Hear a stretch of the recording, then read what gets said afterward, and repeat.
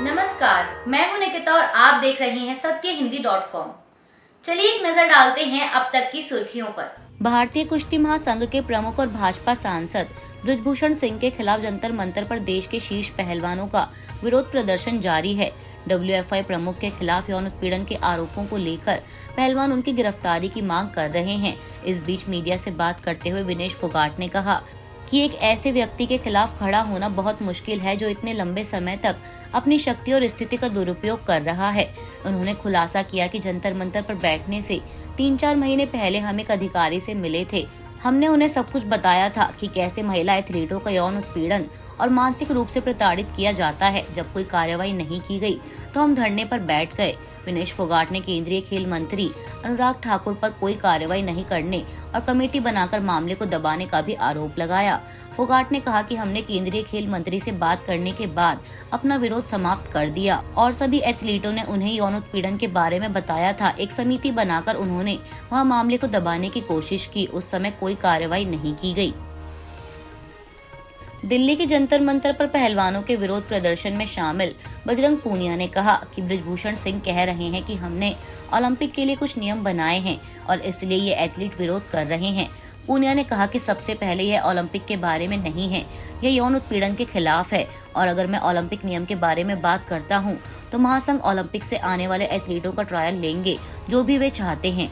वहीं इससे पहले 26 अप्रैल को पहलवानों ने जंतर मंतर पर कैंडल मार्च निकालकर प्रधानमंत्री नरेंद्र मोदी से उनकी मन की बात सुनने का आग्रह किया था।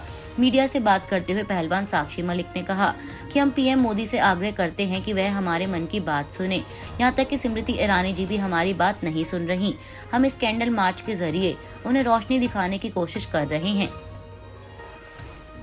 कुश्ती महासंघ के अध्यक्ष बृजभूषण शरण सिंह ने मंगलवार को कहा कि मैं अपने पद से इस्तीफा देने के लिए तैयार हूं, लेकिन इसके लिए पहलवानों को जंतर मंतर से अपना प्रदर्शन खत्म करना होगा। उन्होंने NDTV को दिए एक इंटरव्यू में कहा कि मैं किसी भी तरह की जांच के लिए तैयार हूं। मुझे सुप्रीम कोर्ट और दिल्ली पुलिस पर भरोसा है, लेकिन मैं सांसद के पद से इस्तीफा क्यों दूं? उन्होंने कहा कि मैंने चयन करने को लेकर बने नियमों में बदलाव किया है और यही वजह है कि वो लोग आज मुझे टारगेट कर रहे हैं और जंतर मंतर पर प्रदर्शन कर रहे हैं। जो पहलवान जंतर मंतर पर बैठे हैं वो अब पहलवान नहीं रहे, वो अब राजनेता बन चुके हैं। सिंह ने आगे कहा कि अगर पीएम मोदी कहेंगे तो मैं सभी पदों से इस्तीफा दे दूंगा। जो भी आरोप लगे हैं वो मेरे ऊपर लगे, ना कि मेरी पार्टी के खिलाफ। अगर इन पहलवानों ने देश के लिए मेडल जीता है तो मैंने भी पहलवानों के लिए बहुत कुछ किया है। कर्नाटक चुनाव के लिए जारी कांग्रेस ने अपने घोषणा पत्र में सत्ता में आने पर बजरंग दल पर प्रतिबंध लगाने का वादा किया है। इसी के चलते बजरंग दल के नेताओं ने अपने घरों के बाहर कांग्रेस के लिए चेतावनी भरे पोस्टर लगाए हैं। इस तरह के पोस्टर चिकमंगलुरु जिले के कई घरों में देखे गए, जिनके घरों के ऊपर बजरंग दल का झंडा लगा हुआ था। पोस्टर में कांग्रेस नेताओं और कार्यकर्ताओं को चेतावनी दी गई थी कि वे 10 मई को होने वाले विधानसभा चुनाव के लिए वोट मांगने के लिए इन घरों में एंट्री ना करें। पोस्टर पर लिखा है कि यह बजरंग दल के कार्यकर्ता का घर है, कोई भी कांग्रेसी वोट मांगने के लिए अंदर ना आए। इसके बावजूद अगर आप घुसने की कोशिश करेंगे तो कुत्तों को बाहर निकाल दिया जाएगा। कांग्रेस महासचिव प्रियंका गांधी वाड्रा ने मंगलवार को पीएम मोदी के बजरंगबली वाले तंज पर करारा हमला बोलते हुए कहा कि प्रधानमंत्री जनता के मुद्दों पर बात क्यों नहीं कर रहे। मैं उनसे पूछना चाहती हूं कि पिछले 3.5 साल में कितना रोजगार पैदा हुआ और इस पर वो क्यों नहीं बोल रहे। उन्होंने आगे कहा कि कितनी महंगाई बढ़ गई है, इसकी बात वो क्यों नहीं करते। जॉब कहाँ है, करप्शन क्यों इतना फैला है, उसकी बात क्यों नहीं करते। मैं उनसे पूछती हूँ, वो मुझे इसका जवाब दें। दरअसल पीएम मोदी ने कर्नाटक के हॉसपेट की एक रैली में मंगलवार को कांग्रेस के घोषणा पत्र पर तंज कसते हुए कहा था कि कांग्रेस ने बजरंगबली को ताले में बंद करने का फैसला लिया है।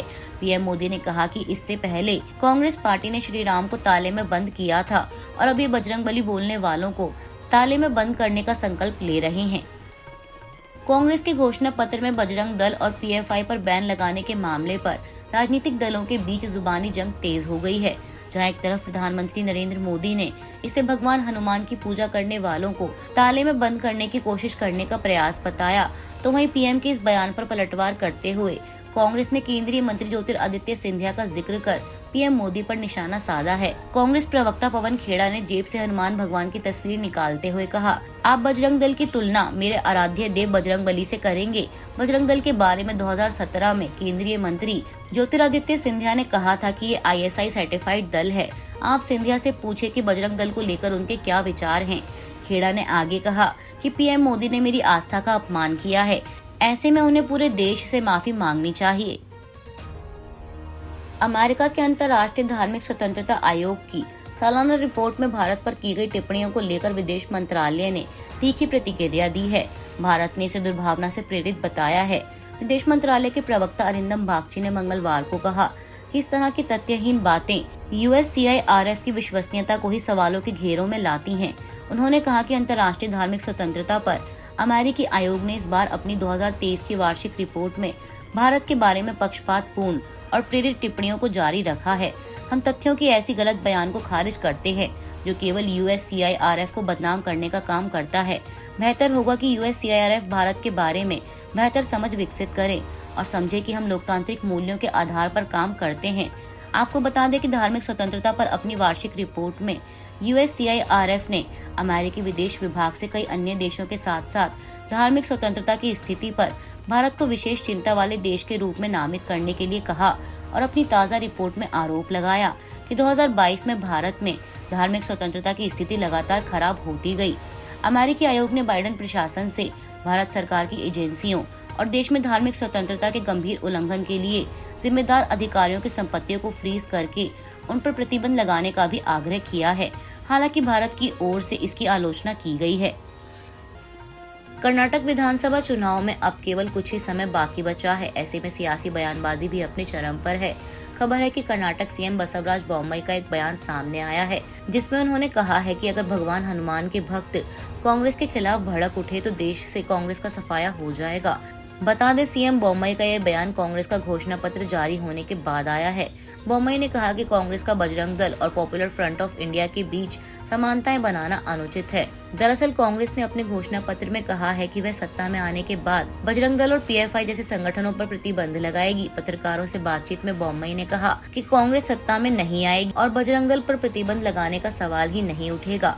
उन्होंने कहा, हालांकि इस तरह के वादे कांग्रेस की नीति को दर्शाते हैं। बजरंग दल एक सामाजिक और धार्मिक सेवा संगठन है, जबकि PFI ने देश के खिलाफ काम किया है, आतंकी गतिविधियों में शामिल रहा है और उसके खिलाफ कई मामले एवं सबूत हैं। इसलिए PFI के बजरंग दल से तुलना करना उचित नहीं है। PFI पर पहले ही प्रतिबंध लगाया जा चुका है। मुख्यमंत्री ने कहा कि बजरंग दल पर प्रतिबंध लगाने का कोई सवाल ही पैदा नहीं होता, क्योंकि राज्य सरकारों के पास किसी संगठन पर प्रतिबंध लगाने की शक्ति नहीं है। यह शक्ति केवल केंद्र के हाथों में है। कर्नाटक विधानसभा चुनाव को लेकर इस वक्त राज्य में सियासत गरमाई हुई है। अलग अलग पार्टी के नेता खुलकर बयानबाजी कर रहे हैं। चुनाव प्रचार के दौरान कई विवादित और भड़काऊ बयान भी सामने आए हैं। वहीं अब इस मामले को लेकर निर्वाचन आयोग ने चुनाव प्रचार के दौरान भाषा के गिरते स्तर को गंभीरता से लिया है। आयोग ने कल मंगलवार को सख्त रुख अपनाते हुए सभी राजनीतिक दलों के लिए एडवाइजरी जारी की। आयोग ने पार्टियों से संयम बरतने और चुनावी माहौल खराब नहीं करने को कहा है। निर्वाचन आयोग ने कर्नाटक चुनाव के दौरान प्रचार कर रहे तमाम स्टार प्रचारक, राष्ट्रीय और राज्य स्तर की सियासी पार्टियों से कहा कि वह चुनाव प्रचार के दौरान भाषा के गिरते स्तर पर ध्यान दें। तमाम स्टार प्रचारक और राजनीतिक दल मॉडल कोड ऑफ कंडक्ट और नियमों का पालन करें। आयोग ने अपने बयान में ये भी कहा कि कई दलों ने इस संबंध में शिकायतें दर्ज कराई हैं, जिसमें इस तरह के उदाहरण सामने आए हैं। ऐसे में स्टार प्रचारक का दर्जा रखने वाले व्यक्तियों द्वारा प्रचार के दौरान अनुचित शब्दावली और भाषा का इस्तेमाल नहीं किया जाना चाहिए। उन्हें राज्य में चुनावी माहौल खराब करने से बचना चाहिए। एनसीपी प्रमुख शरद पवार ने अचानक मंगलवार को पार्टी अध्यक्ष के पद से इस्तीफा देने का ऐलान कर महाराष्ट्र में चल रही सियासी हलचल को तेज कर दिया है। इसे लेकर उनकी पार्टी के कार्यकर्ताओं, नेताओं और समर्थकों ने दिन भर जगह जगह धरना दिया और उनसे इस्तीफा वापस लेने का आग्रह किया। जिसके बाद मंगलवार सुबह इस्तीफा देने वाले पवार ने पद छोड़ने के 6 घंटे बाद ही पुनर्विचार करने और अगले कुछ दिनों में अपने अंतिम निर्णय की घोषणा करने पर सहमति व्यक्त की। बता दें, जानकारी शरद पवार के भतीजे अजीत पवार ने दी। अजीत पवार ने मीडिया से बात करते दौरान कहा कि हम सभी नेताओं ने पार्टी प्रमुख से मुलाकात की है और उन्हें इस मुद्दे पर आश्वस्त किया है। हमारी बात को पवार साहब ने सुना और इस्तीफे पर फिर से विचार करने के लिए सहमत हो गए हैं। अजीत पवार ने कहा कि शरद पवार को अपना निर्णय लेने के लिए 2 से 3 दिन का समय दें। IPL 2023 में आज बुधवार 3 मई को 2 मैच खेले जाएंगे, जिसमें से पहले मुकाबले में लखनऊ सुपर जायंट्स और चेन्नई सुपर किंग्स की टीम आमने सामने होंगी और वहीं दूसरे मुकाबले में पंजाब किंग्स और मुंबई इंडियंस के बीच भिड़ंत होगी। अभी के लिए बस इतना ही। बाकी की खबरों के लिए बने रहिए सत्यहिंदी.com के साथ।